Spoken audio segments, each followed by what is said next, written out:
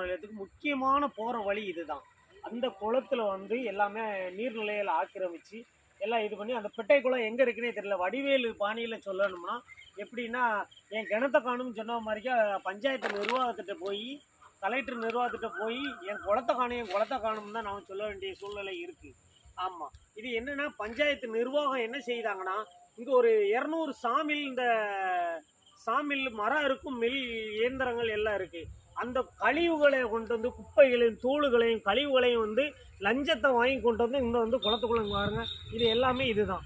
எல்லாமே இந்த கழிவுகளை எல்லாத்தையும் கொண்டு வந்து போட்டு இந்த குளத்தையே ஆக்கிரமிப்பு பண்ணி நாளைக்கு இந்த மெட்ராஸ் மாதிரிக்க வெள்ளம் அழியக்கூடிய சூழ்நிலைகள் இது வருவதற்கு முன்னாடி பஞ்சாயத்து நிர்வாகம், மாவட்ட நிர்வாகம், தமிழ்நாடு அரசு வந்து இதை வந்து குவிக்க இது வந்து நீர்நிலை மழை வருவதற்கு முன்னாடி இதை கொஞ்சம் சீக்கிரமாக நடவடிக்கை எடுத்து வரும்படி மாவட்ட ஆட்சித்தலைவருக்கு ஒரு கோரிக்கை நாங்கள் வைக்கிறோம்.